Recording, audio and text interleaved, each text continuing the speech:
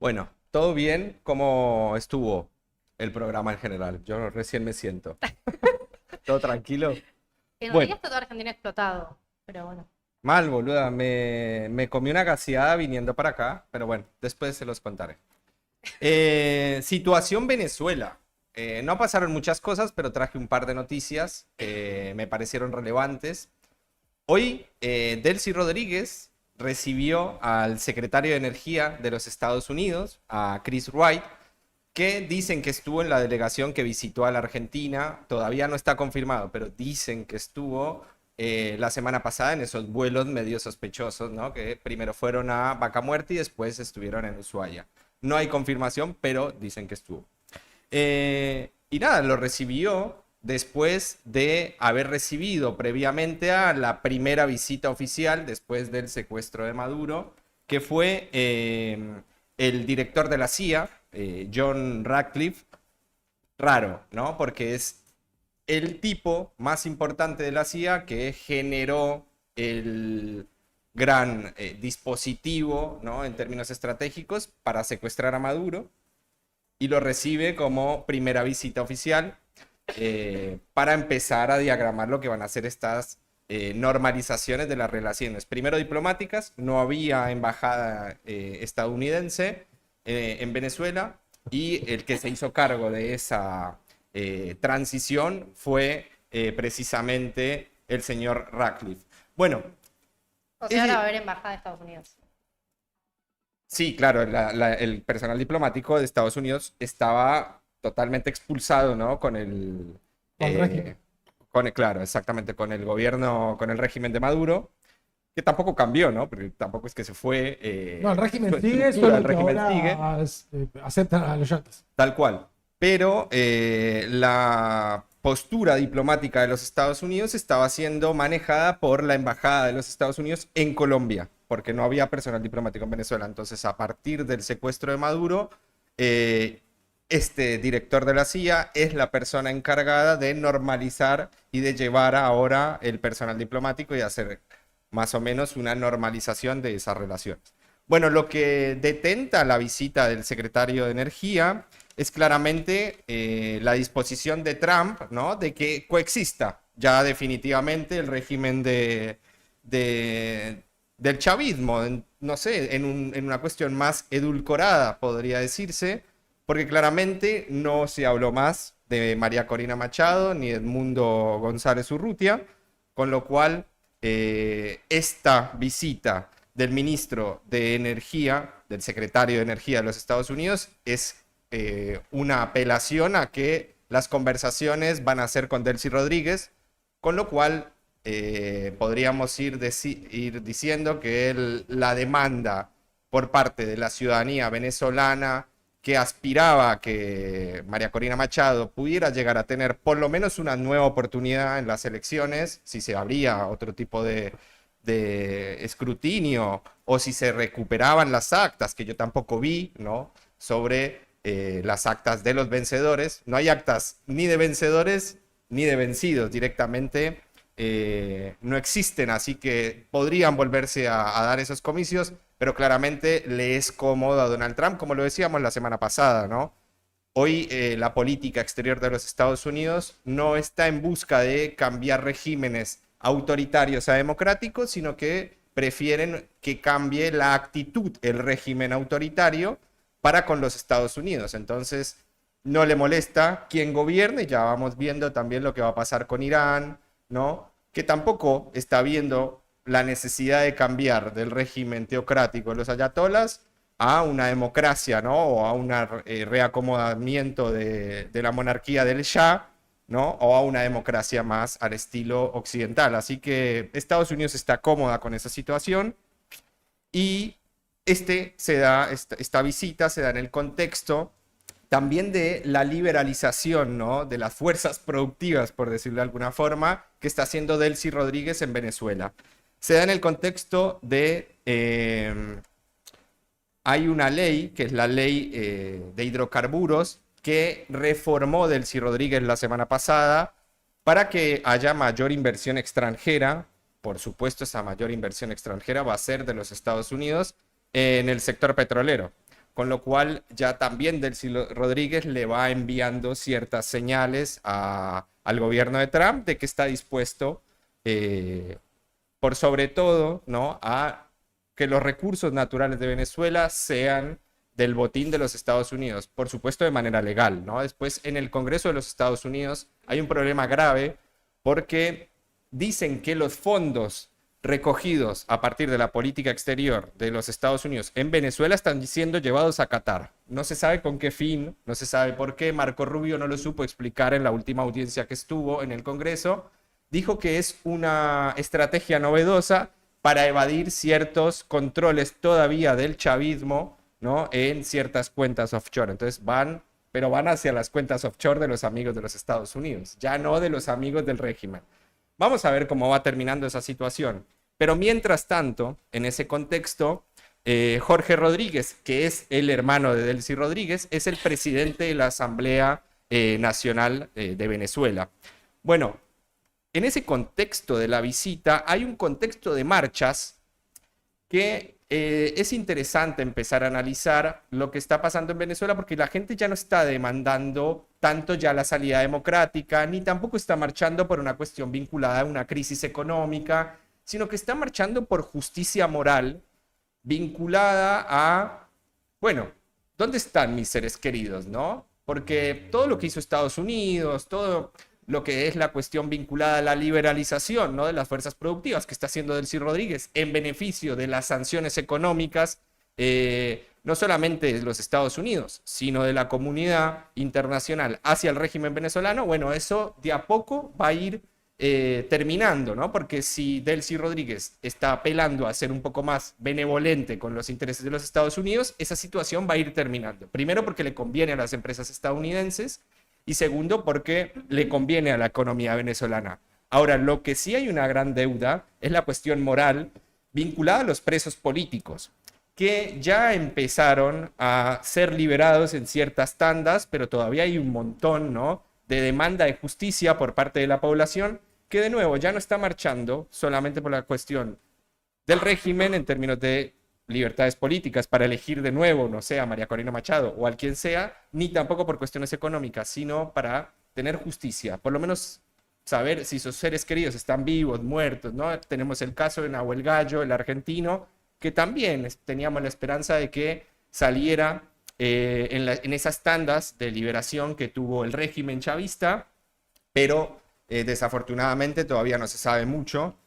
Y en la Asamblea Nacional, el señor Jorge Rodríguez, que es el hermano de Delcy, anunció una ley de amnistía para los presos políticos, con lo cual esa ley de amnistía fue en un principio vista con buenos ojos por los familiares y por la población civil en general, pero empezaba a tener como una especie de filtro a quienes se iba a liberalizar. Entonces, en cierto sentido, los familiares veían que mucho cambio no iba a haber y que solamente en algunos casos puntuales se iba a liberalizar a ciertos presos políticos. Entre uno de ellos fue Juan Pablo Guanipa, que hizo parte de la campaña y hacía parte del equipo político de la campaña de María Corina Machado, y Guanipa fue preso y liberado en un día, ¿no? Entonces fue rara esa situación. Guanipa es llevado a prisión por el régimen de Delcy, pero es liberado por quien era, ¿no? Porque claramente no era un don nadie, ni era uno de los militares sublevados, sino que era una persona relevante en la política venezolana.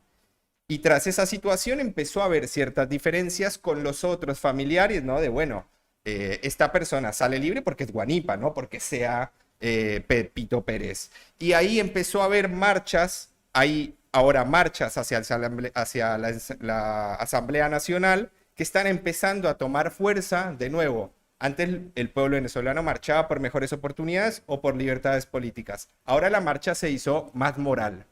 Y eso está generando una situación en el régimen que no la veían venir, ¿no? Entonces, ¿por qué sí? O sea, no entiendo esta diferenciación que haces entre antes exigir algún tipo de democracia, que eso abarcaba, bueno, los presos políticos, la posibilidad de votar. ¿Por qué decís que esto es solamente moral? justicia Porque moral. Ahora están reclamando o sea, antes estaban reclamando por la situación económica. Eso lo entendí. Más No entiendo por esta lo diferenciación. que pasó con las elecciones. Y ahora en realidad ya está, es Delcy Rodríguez como la supuesta presidenta, hubieron un par de liberaciones y ahora lo que quieren es justicia. El tema es que vos para poder implementar justicia la tenés que sacar a Delcy, porque la que tiene que ir presa es Delcy Exactamente. también, porque es parte del régimen. Es como que a nosotros hubieran sacado a Galtieri, pero nos dejaban al resto de la cúpula de los militares a cargo del gobierno. Bueno, los familiares de los desaparecidos iban a reclamar memoria, verdad y justicia. Que Y fue para un eso, poco- todos los chavistas que están hoy en el gobierno van a tener que pagar. Entonces lo que la gente lo que quiere es que paguen los chavistas por todo lo que les hicieron durante todos estos años. Ok, Pero eso Estados lo Unidos, entiendo. ellos el único apoyo que tenían para eso era el apoyo externo. Y hoy ya no lo tienen más, porque Estados Unidos ya está. Dijo, nosotros vamos a un sistema de amnistía. Algo Pero- más, si lo llevamos a las similitudes, al peronismo en la Argentina. Que decía, bueno, listo, no juguemos a nadie, siga, ahora tenemos democracia. Claro, después ese es un problema, ¿no? Pero, Esa ley de amnistía, ¿hacia dónde va a ir? ¿No? Porque también se habla de que se puede llegar a perdonar a ciertas cúpulas, ¿no? Que violaron los derechos humanos. Entonces, en ese sentido es importante. Sí, Shay, decime. Yo te hablaba de esos presos políticos que vos decís y los familiares reclamándolos. Entiendo que son presos políticos del régimen. Claro, por Claro. supuesto. Bueno, y yo hablaba de la justicia, eso, ¿por qué lo llamaba justicia moral? Yo entiendo todo eso que decían y la Porque no va a haber problemática justicia política. Porque claramente al ser avalada, ¿no? Delcy Rodríguez como la referenta con la quien discutir, ¿no? Que en este caso es Donald Trump. Sí, imagínate. Maduro estaba siendo cuestionado por la población civil, pero por Donald Trump, ¿no? Preso Maduro, Donald Trump no apoya a la población civil, sino que apoya a la estructura del régimen, solamente que cambió el muñeco. Obvio. Ya, ¿no? Entonces, lo que le queda a los venezolanos claramente no son garantías de que va a cambiar el régimen hacia una liberalización política. Ok. La única garantía y esperanza, que por eso se está haciendo un poco más de victoria moral del pueblo venezolano, es dónde están sus víctimas, Ahí va, ¿no? eso. Sus víctimas políticas, porque en todo caso, ya ellos, y yo creo, ¿no? Que muchos nosotros tenemos algún venezolano con los cuales hemos hablado, amigos, que dicen, bueno, esto claramente no cambió. Ahora, lo que sí yo espero es que haya, por lo menos, ¿no? Una liberalización de presos políticos y esto va a tener seguramente su salida. Con Galtieri, un ejemplo que daba Maru, pasó algo parecido, porque el que termina con la dictadura no es Galtieri, es Miñone. Entonces Vignoni se hace cargo de los problemas de Galtieri, ¿no? Que fue la pérdida de Malvinas y bla, bla, bla.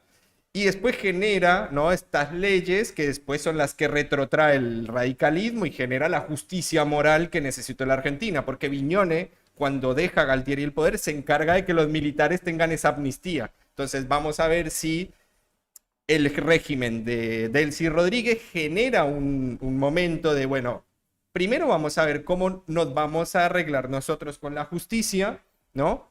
Y después si liberalizamos lo político en términos de que la gente pueda elegir otra alternativa. Pero primero garanticémonos la impunidad.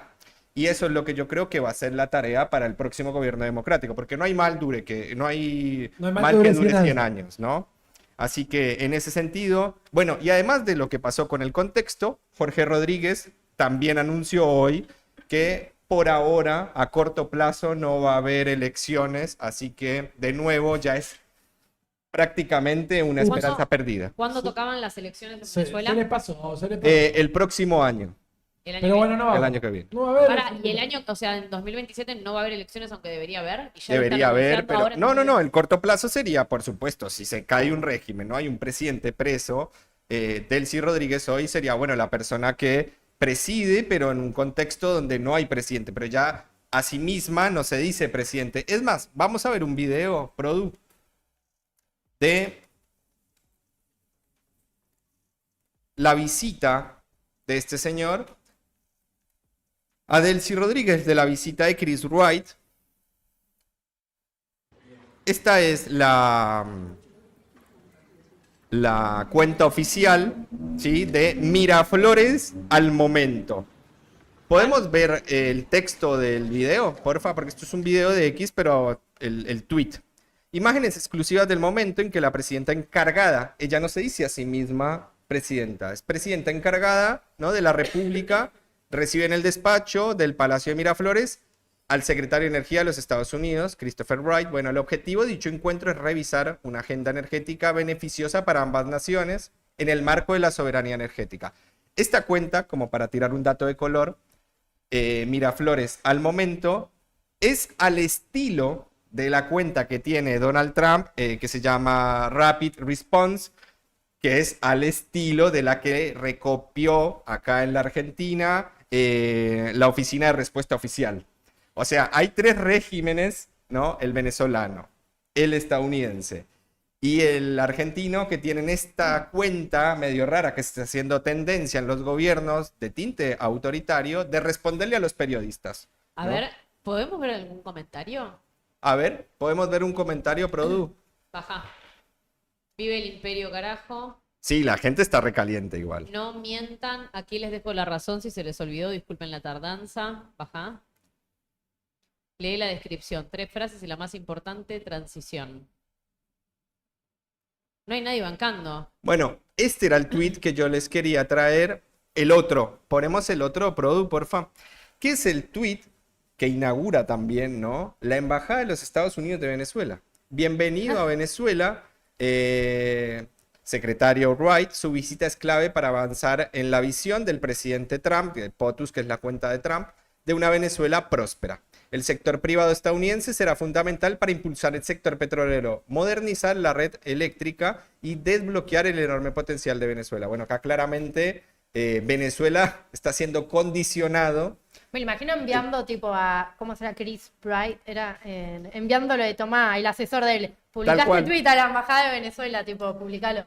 Christopher Wright es una persona muy importante en el gobierno de Trump, porque va además a estar presente en una reunión que les voy a contar ya ahora al final. Pero sí, la noticia de hoy en Venezuela fue esta, además de la ley de amnistía y de que quizás por ahora, a corto plazo, no haya las elecciones tan esperadas por el pueblo venezolano. Pregunta, Sí. antes que pasemos, si estamos hablando de las embajadas y me quedo pendiente.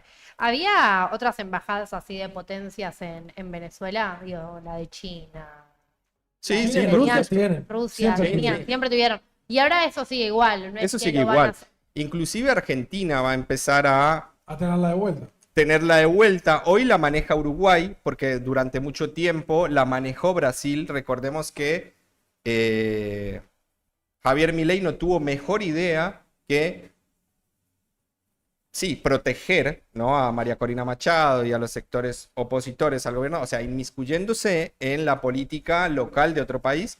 Dejó que no fueran arrestados María Corina Machado, Urrutia, todo ese sector de la oposición, y los resguardó, los refugió en la embajada argentina. Ahí va, es verdad. En ese momento, el chavismo, Maduro, decide expulsar al personal diplomático, y el que toma el control de la embajada es Brasil. Bueno, Brasil la aguantó, ¿no? Y después, por una cuestión vinculada a cuestiones logísticas, dijo que se retiraba después de 6 meses o un año, no sé cuánto. Estuvo, creo que sobraron prácticamente un año.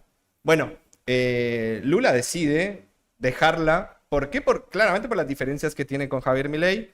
Segundo, porque no tenía por qué seguir sosteniendo los gastos de una embajada que no le pertenece. Y tercero, porque Uruguay se ofreció. Así que, en ese sentido, hubo ahí ciertos cambios. Pero sí, los únicos que no tenían embajada hasta el momento eran Estados Unidos y Argentina. Ahora ya vamos a ver si se normalizaron, ¿no?, las de Argentina. Porque si los amigos de Trump son los amigos de la Argentina, bueno, veremos. Ahora nos vamos a meter a Irán rápidamente, que también yo lo dije en conversaciones antes del programa que no me iba a meter en esto, pero bueno, es algo muy Pero importante. que está... no se pudo aguantar. Pareciera que soy un tipo pro-iraní, pero es una noticia muy relevante lo que está Pero pasando bueno, en Medio no, Oriente. es solo lo que parece. No, para nada, no. Hay que repudiar todo lo que tenga que ver con los modelos autoritarios. Ahora, esto es geopolítica. Hay que entenderlo de otro lugar, ¿no? Vamos Está a... mal, pero no tan mal. Vamos a ver unas imágenes, Produ. Hoy se cumple el aniversario número 47 de la revolución de los ayatolas, ¿sí?, en el año 79, que cambió el mundo entero, ¿no?, por lo general, pero sobre todo cambió lo que era la política en Medio Oriente, y por sobre todo las relaciones que tenía la República iraní anterior, ¿no?, gobernada por el Shah Reza Pahlavi, que sí tenía otra relación más benevolente y más amistosa, por ejemplo, con el Estado de Israel, ¿no? Eso cambió a partir de la revolución islámica, de los ayatolas y de la instauración de la teocracia. Bueno, hubo negociaciones en Omán el fin de semana que no sé cómo calificarlas, pero pareciera que van a buen puerto. ¿Por qué? Porque Irán no tiene nada que perder. La verdad que Irán ya fue bombardeado por los Estados Unidos en esa guerra que se llamó la Guerra de los 12 días, ¿no? Cuando Estados Unidos mete esas dos bombas, rompe búnkeres en Natanz, y decían, ¿no?, que destruyó el proyecto nuclear iraní. Bueno, después pasaron los meses y nos dimos cuenta que Irán seguía enriqueciendo uranio. El problema es para qué enriquece uranio, ¿no? Según la agenda y los medios occidentales, Irán enriquece uranio primero para tener la bomba, ¿no?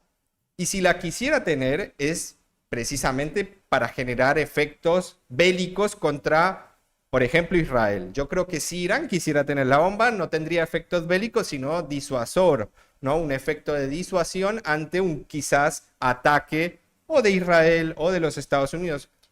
Hoy, como lo hemos dicho, el arma nuclear es lo que te garantiza ser alguien en el derecho internacional, ¿no? Porque prácticamente lo que le pasó a Maduro o a Gaddafi o a Saddam Hussein, ¿no? No le pasó a Kim, ¿no? En Corea del Norte. Entonces, con lo cual nos damos cuenta de que un arma poderosa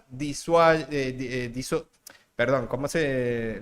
Un arma nuclear es Sí, disuasoria. claro, disuasoria a un enemigo que te quiera atacar.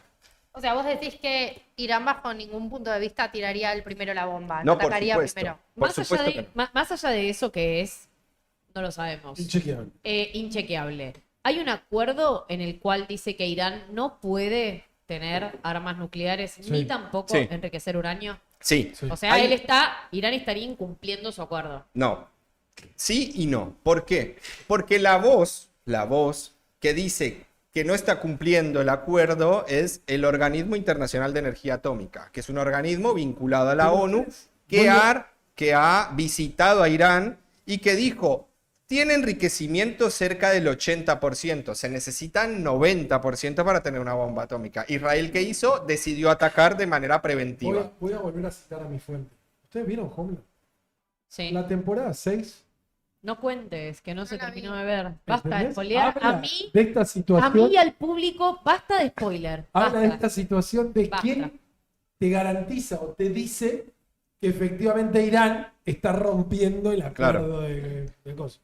Después, claro, es la voz occidental la que dice quién y quién no, porque si nos ponemos a pensar, el que no firmó el tratado de no proliferación de armas nucleares fue Israel. Israel tiene su propio proyecto nuclear en Dímona, que fue facilitado por los franceses, y que nadie fue a auditar, ¿no? Entonces, si vos le pedís a un actor que se deje auditar, por lo menos deberías pedirle al que es, en cierto sentido, un enemigo existencial en la región, que haga lo mismo.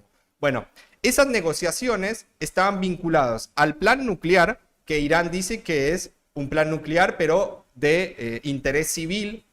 Vaya uno a saber, pero bueno, de nuevo, Para es energía. la discusión, es la Está discusión. enriqueciendo uranio para energía. Para Pero poder- no solamente era la cuestión nuclear. Estados Unidos e Israel empezaron a poner mayores condicionamientos y en eso sí no doblegaron a Irán, que es, por ejemplo, el desarrollo de estos misiles hipersónicos balísticos, como por ejemplo el Fatah, que fue uno de esos misiles, búsquenlo, un misil que entró a Tel Aviv. Se de llama una ma- Fatah, ¿en serio? Se llama Fatah. Como Sí. el partido Fatah. Como el Sí, partido claro. Fatah. Ok.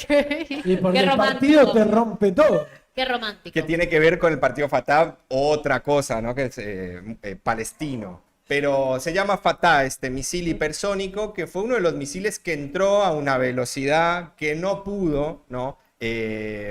Proteger el escudo de hierro de Tel Aviv y que dice que, según Netanyahu, ¿no? Irán está armándose de nuevo a partir de esta guerra de los 12 días, donde se tiraron con de todo hasta que entró Estados Unidos y puso fin al conflicto, ¿no? Bombardeando el proyecto nuclear. El problema es que supuestamente ese bombardeo no destruyó el enriquecimiento de uranio de ¿Quién Irán. dice eso? Lo dice Donald Trump, Ok. lo dice Benjamin Netanyahu y lo dice el mundo occidental, por decirlo de alguna forma, y el organismo de energía atómica, el organismo internacional.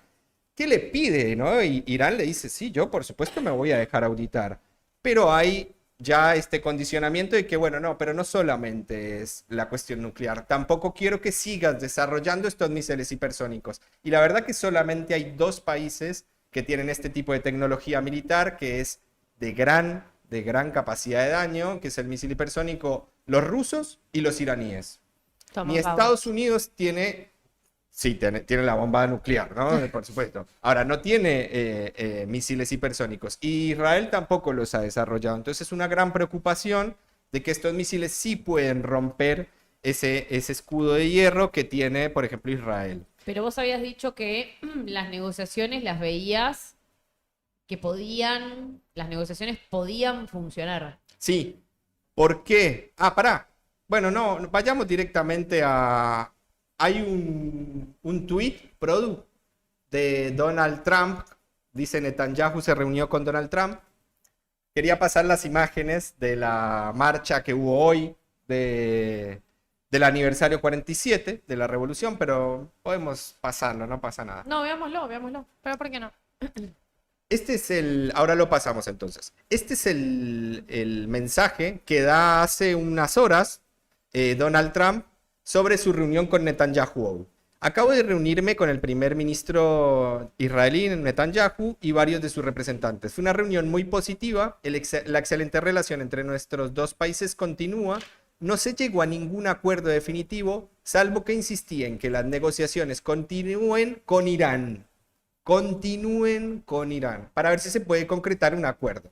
Si se puede, le informé al primer ministro que será mi preferencia. Si no, simplemente tendremos que ver cuál es el resultado. La última vez, Irán decidió que era mejor no llegar a un acuerdo y recibió un golpe a medianoche, ¿no? Eso fue, hace referencia al golpe que le dio Estados Unidos a su proyecto con el bombardeo. Bueno, aquí Donald Trump le dice al mundo que sí, que se reunió con Netanyahu, que la verdad Netanyahu decide y quiere entrar en conflicto, necesita, si no tiene por lo menos una victoria militar con Irán, quiere tener una victoria conceptual. ¿Qué quiere decir eso? Que realmente Irán pierda en el escritorio, que sea forzado a negociar. Ahora, si no se dan esas negociaciones, que pierda de manera militar. Lo que pasa es que Irán, de nuevo, ya no tiene nada que perder. Y dijo, yo estoy preparado para la guerra.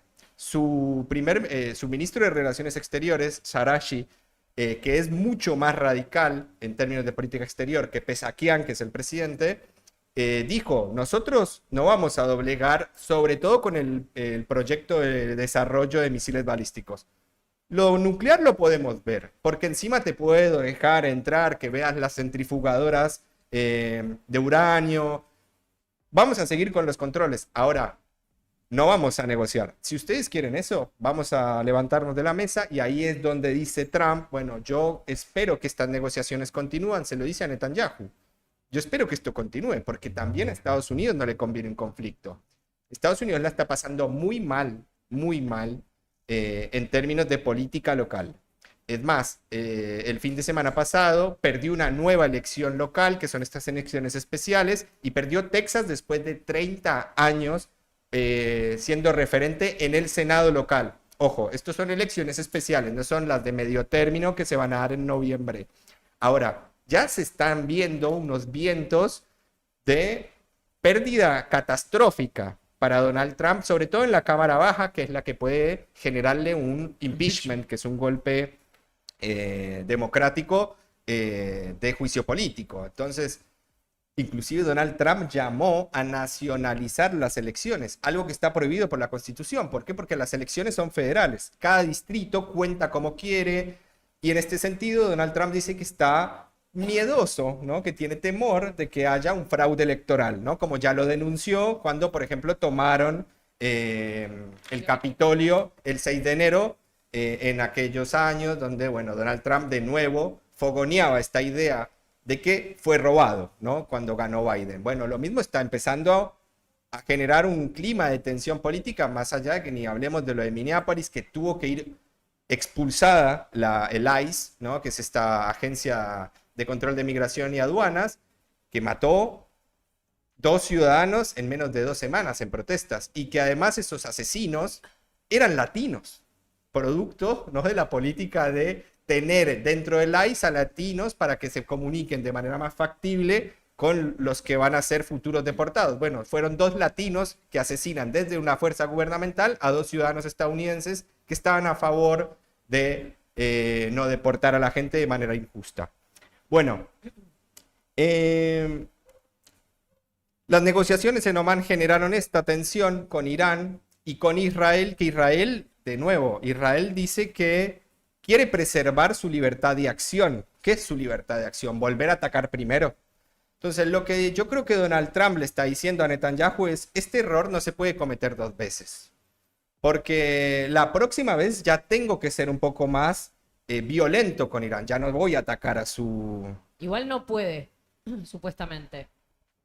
¿Por? Y no, el Congreso de los Estados Unidos no lo había limitado en sus acciones. Por supuesto. Y por eso él le dice, y espero que el Congreso vea el excelente trabajo que estamos haciendo en casa. Exactamente. Entonces, ahí el Congreso también es un contrapoder a las ambiciones de Trump, por más de que odie a los ayatolas. El Congreso no le permite entrar en guerra, porque acá no hay una organización criminal en el sentido de cártel de los soles. Irán no es Venezuela. Y tampoco se va a permitir por parte de Rusia y China. ¿Por qué? Porque Rusia comparte frontera con Irán a través del Mar Caspio. O sea, la salida de China, de Rusia, al Océano Índico es el Mar Caspio. Tiene que cruzar el Mar Caspio y por Irán puede salir al Índico. Rusia tiene un gran problema, que no tiene salida al mar. Se le dificulta mucho, ¿sí? Entonces, esa es una lógica. Rusia no va a permitir que eso pase. Ahí yo creo que dejaría... Es más, se dice que está dejando caer a Cuba, que ya vamos a hablar de eso en un segundito, pero a Irán no. Y además Irán tiene sus propias tecnología militar y su propio pueblo, 90 millones de personas tiene Irán, no es un pueblo chico, no es un país cualquiera, es un país grande con mucho poder militar, tecnológico y con un nacionalismo efervescente. Ahora vamos a ver las imágenes de las marchas de hoy, que se contraponen a las marchas del 7 y del 8 de enero, que fue donde se dio esta gran represión, que para mí también fue fogoneada por el Mossad y por la CIA, ¿no? Porque inclusive la oficina del Mossad tuitea durante esos días de que había un trabajo de campo acompañando a los iraníes, animándolos a marchar en las calles para que cambie el régimen. Los estamos acompañando desde el campo, decía el tuit del Mossad. Con lo cual, bueno, más claro, imposible. Bueno, estas son las marchas de lo que sería el aniversario. Son marchas prudentes. El oficialismo. Sí, por supuesto. Fueron marchas prudentes, pero sí con un mensaje claro a la población, que Irán no se va a doblegar. Pezeshkian, que es el presidente, está haciendo lo que puede para que la relación con Occidente mejore de una manera creíble, ¿no? Porque claramente lo que dice el ministro de Relaciones Exteriores iraní es que ya no hay garantías de seguridad. Irán dejó que venga la Organización Internacional de Energía Atómica a auditar sus plantas nucleares. Realmente se sentó con el presidente Obama a generar un acuerdo con su proyecto nuclear para garantizar de que iba a ser de acuerdo civil. Y después fue atacado de manera preventiva por un informe de la noche a la mañana que saca el Organismo Internacional de Energía Atómica que dice que Irán estaba cerca de tener la bomba atómica. Y después es bombardeado por Estados Unidos, el mismo que le garantizaba su seguridad, ¿no? En este acuerdo de partes y de caballeros. Así que, como lo dijo el ministro Sarashi, no estamos con mucha credibilidad hacia los Estados Unidos. Hay un video, Produ, porfa, que es la primera nota que dice CNN en español. Si lo podemos poner grande. No, este no. Este es uno de las marchas que hubo, pero no importa. Estaba Es la Trump primera ahí, ¿no? nota. Había Es la un primera muñeco de nota. Netanyahu. Irán, la incertidumbre y una guerra inminente. Hay una nota ahí, la primera. Igual después Este vamos a videito pasar lo este podemos video. agrandar y lo escuchamos. Lo agrandamos, lo ponemos. Ah, pero no lo podemos. Que no vamos a ver los subtítulos. Una lástima. Pero el mensaje de Sarashi es contundente, contundente. Dice, no confiamos más en los Estados Unidos. Estas negociaciones directamente o me permiten el desarrollo armamentístico que yo quiero, no la bomba nuclear. Ahora, mis misiles, o olvídenlo, nos levantamos y hagan lo que quieran. Hay 2 portaaviones de los Estados Unidos en el mar Arábico. A ver. No me preocupa la guerra. War.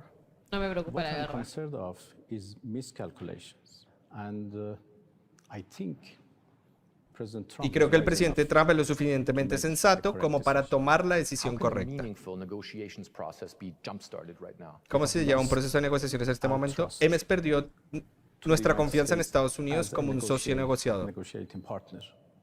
There are now Ahora, some hay algunos intermediaries, intermediarios, algunos países amigos de la región, yo diría no tan amigos también, que están tratando de generar esta confianza. Pero por lo tanto, veo otra posibilidad de otra ronda de negociaciones. Si el equipo de los Estados Unidos, negociador, sigue lo que dijo el presidente Trump, un acuerdo justo y equitativo. Acá el que está fogoneando ya lo podemos dejar. Acá lo que está fogoneando el conflicto claramente es Netanyahu, que también está pasando por un proceso interno, ¿no?, de juicios, se vienen las elecciones también en Israel, donde está perdiendo también apoyo, no necesariamente por lo que pasó en Gaza, sino por denuncias de corrupción, y que bueno, está también en la cuerda floja, después de muchos años de Netanyahu, también hay que decirlo, ¿no? Porque si cuestionás a los gobiernos que se perpetúan en el poder, bueno, no hay una persona que se ha perpetuado tanto, por lo menos su política a través de otros líderes y primeros ministros, pero la política de Netanyahu por lo menos 20 años tiene en Israel, ¿no? Bueno, yo creo que con esta... Quiero ver el video amarillista. ¿Cuál sería el El video? de la marcha con el muñeco de Netanyahu. Ah, bueno, veámoslo. Y después nos vamos preparando para entrar en el otro tema. A verlo.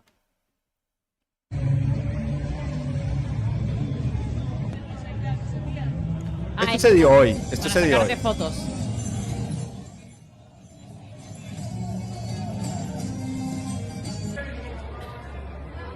Ahí no hay mucha gente. No, las marchas fueron muy masivas. ¿Y eso para qué sería? Y además, si te pones a pensar esto en contraposición a lo que pasó con las marchas de la crisis económica del 28 de diciembre, que empiezan en el mercado de Teherán y que se profundizan después con ciertas demandas más grandes, hay una situación que cambió, ¿no? El gobierno decidió escuchar en cierto sentido, porque si no esto se caía también, lo hay que decirlo, el gobierno iraní está en jaque también por las sanciones económicas, con lo cual, si tenés una devaluación de 1.500.000% desde el 79 hasta acá de tu rial, que es la moneda iraní, bueno, no hay mucho para hacer. Ahora, también el proceso de industrialización, de crecimiento económico que hizo Irán, fue el mismo proceso que tuvo que hacer Rusia, Venezuela y los países que están aislados del modelo SWIFT y de toda la maquinaria de países que te generan sanciones y que no te permiten comercializar. Entonces, las flotas fantasmas del petróleo iraní, todo lo que tiene que ver con su, por ejemplo, política de drones, ¿no? Entregándole a Rusia para la guerra, todo ese mercado negro, por decirlo de alguna forma, hizo que Irán sobreviviera de alguna forma. Como también las han tenido, por ejemplo, Venezuela o Cuba, ¿no? ¿Cómo vas a hacer para salir a flote en un mundo lleno de sanciones? Bueno, ya esa situación estaba totalmente desgastada en Irán a partir de lo que pasó en diciembre y hoy pareciera que ya con ciertas negociaciones con el mismo Trump va a haber una estabilidad, inclusive por sus propios mismos socios regionales, que lo dice el ministro de Relaciones Exteriores iraní, dice, algunos amigos de la región, yo diría que no son tan amigos, por ejemplo Arabia Saudita, que es su enemigo, ¿no? En términos de, primero de cómo profesan la religión, unos son sunitas y los otros son chiitas, y después porque claramente hay ciertos actores que no les convendría que Irán caiga, ¿no? Porque sería una hecatombe a nivel regional, no es Siria, no es Irak, sería una hecatombe grande, y sería como una balcanización de Irán que también tiene otros sectores, ¿no? Y otras poblaciones dentro de su mismo territorio, ¿no? No solamente son persas, hay un montón de pueblos que buscarían su propia identidad y su propia o la resistencia, ¿no? Entonces, yo creo que Trump no quiere eso por ahora. El que sí lo está fogoneando es desde un lugar más cómodo, es Israel, ¿no? Pero bueno, veremos cómo se da esa situación. Yo creo que Israel tiene que pensar de que tiene que convivir. Por ahora tiene que convivir. Yo creo que Irán no tiene ganas tampoco de enfrentar a Israel porque Israel es, primero, lo ha demostrado, ¿no? Con lo que está haciendo en Palestina, en Gaza, por sobre todo lo que hizo a partir del 7 de octubre, pero también lo está demostrando con el Líbano, lo ha demostrado con Siria, también doblegando con los drusos, ¿no? Y llamando a los drusos a que se rebelen, bueno, generando una situación donde yo creo que Israel, Irán y Arabia Saudita tendrían que tener un equilibrio de poder en la región que garantice la existencia de los tres, ¿no? Y bueno, por supuesto, la garantía de que pueda el pueblo palestino también tener su propio Estado. Pero bueno, esa es la discusión de Medio Oriente, que va a ser imposible, ¿no? No se va a resolver de una manera, por lo menos creo yo, pacífica. Esperemos que sí, pero no creo. Y bueno, nos podemos ir metiendo ya en la última noticia. Perdón por la demora, Estamos bien. si me extendí. Estamos bien de tiempo. Es esta noticia de último momento sobre la cumbre de Miami, ¿no? Después de esa cachetada que recibió Donald Trump, ¿no? Con Bad Bunny en el Super Bowl, ¿no? ¿Qué dijo Donald Trump? Voy a hacer mi cumbre de países latinoamericanos, Amigos míos. amigos míos, mis super amigos. Invitó a Rodrigo Paz, ¿no? De Bolivia, en todas estas fichitas que ha ido ganando la presidencia de Trump en estos últimos meses, en las elecciones que se han dado acá, en Cast. Latinoamérica. Bueno, justamente te iba a decir que hay unas ausencias que llaman la atención. Invitó a Rodrigo Paz, de Bolivia, invitó a Narriad Fura, el presidente que ganó después de un reconteo de votos eterno, ¿no? En Honduras. Ah, en Honduras. Después Bukele, ¿no? Su presidiario favorito, el que le presta el SECOT para llevar ciertos deportados a El Salvador. Javier Milei, por supuesto. Daniel Noboa, de Ecuador, y Santiago Peña, de Paraguay.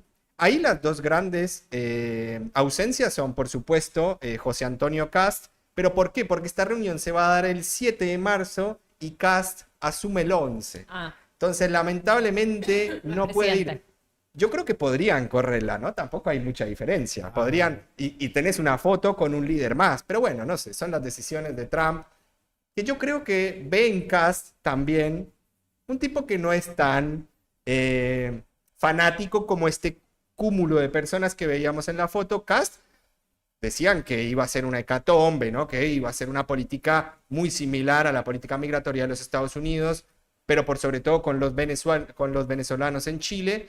Y dicen que se ha racionalizado bastante. Fue un poco el modelo contraposicional de Boric, ¿no? Que Boric venía a hacer pública la universidad y bueno, un país y un gobierno no es lo que quiere, sino lo que puede.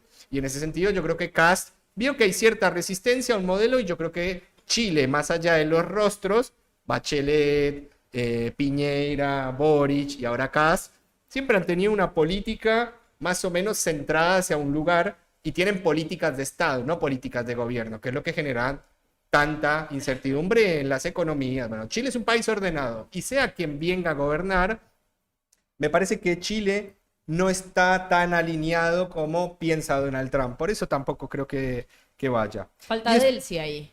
La podía llevar a la Exacto. Delcy. ¿Por qué no la lleva Delcy, no? Que parece que es la mejor alumna, ¿no? Que está haciendo la mejor tarea, por lo menos con los intereses de los Estados Unidos en la región.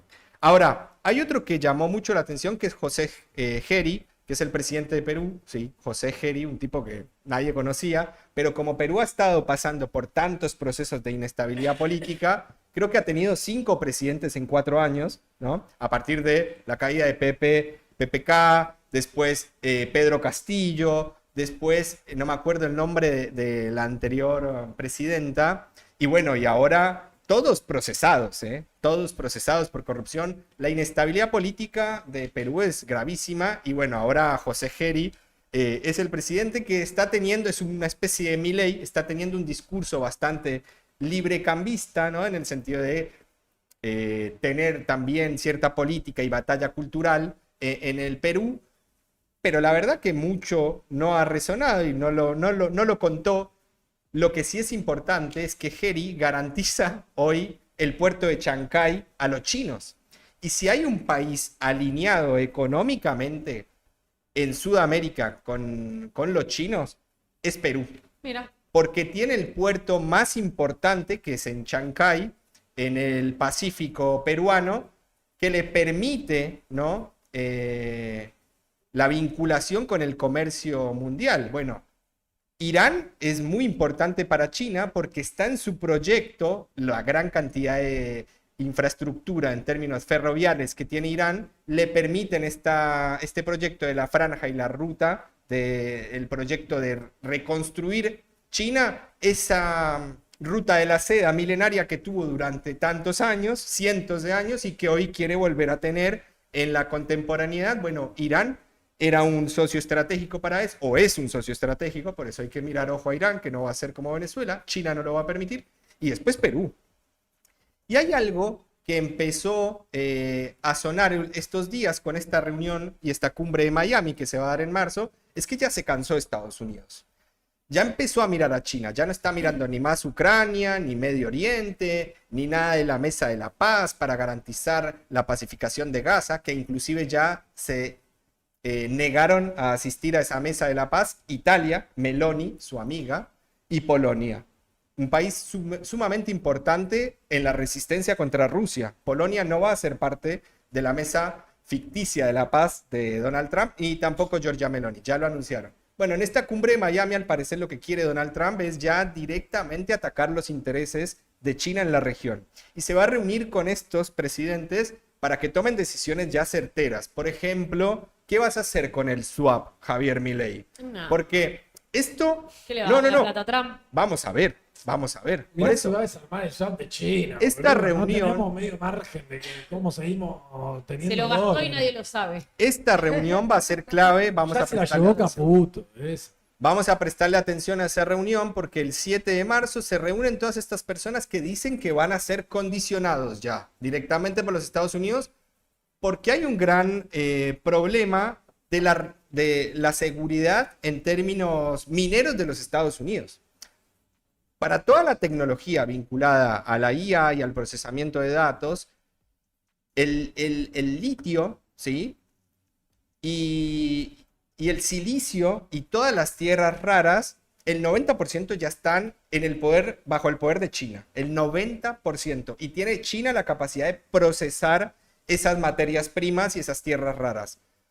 Hay otras, inclusive China le vende esas tierras raras a Estados Unidos, ¿no? Hay que decirlo también. Estados Unidos tiene una guerra comercial con China, pero China le permite tener la tecnología que tiene.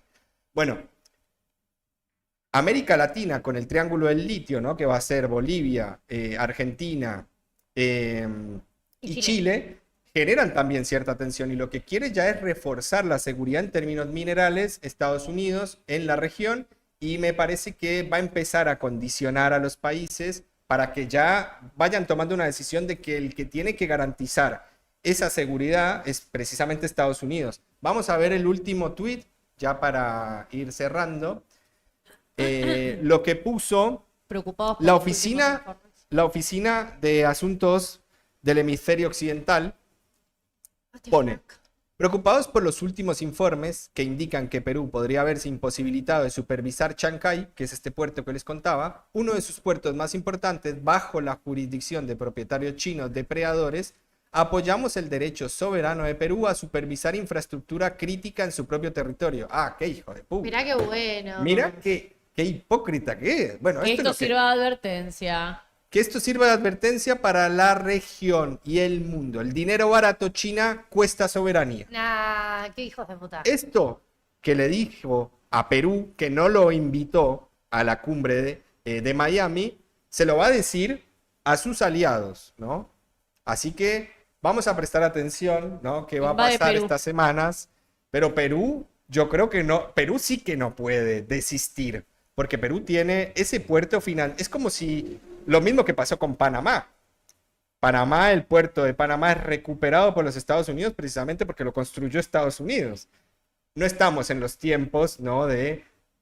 Bueno, o quizás sí, estamos en la época de los depredadores, pero en el siglo XIX la situación de la diplomacia se resolvía a cañonazos. Hoy también, pero no creo que los chinos tengan el interés de quitarle el poder a Perú. Ahora, los chinos después te van a castigar si haces algo así. Y yo creo que Donald Trump es consciente de que Perú está en una difícil condición como para expulsar al poder económico chino. Pero si le dice, la moneda china barata cuesta soberanía, como si la moneda cara, cada vez más devaluada, no costara lo mismo, ¿no? Porque Estados Unidos, ¿qué genera con los dólares? Por ejemplo, con la dolarización del Ecuador, ¿no? O con los swaps o préstamos discrecionales que hace la administración Trump en la Argentina. Bueno, pero el argumento ahí es que vos estás bajo la mano occidente de la libertad que es Estados Unidos y que del otro lado estás debajo del autoritarismo chino.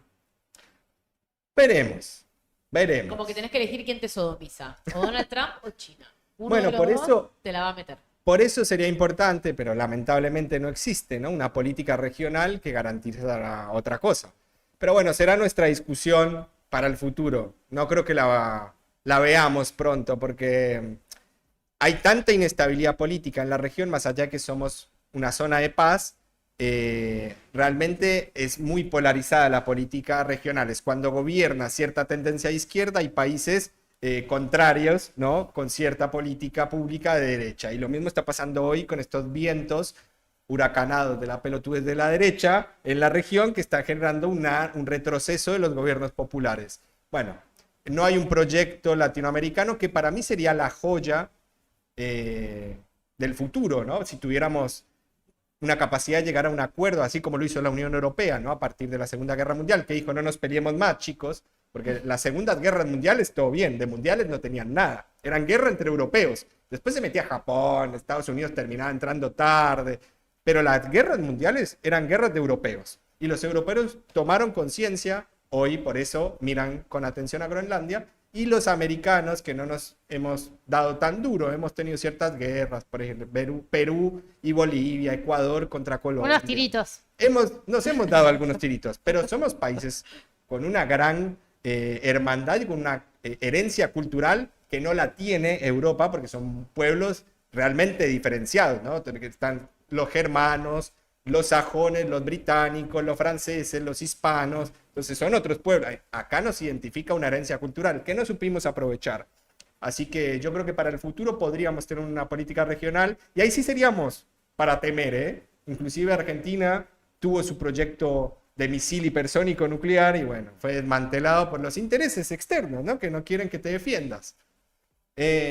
Bueno, yo creo que Hasta acá con el ese recorte resumen internacional. estamos bien. Yo creo que dependemos de los norteamericanos. O de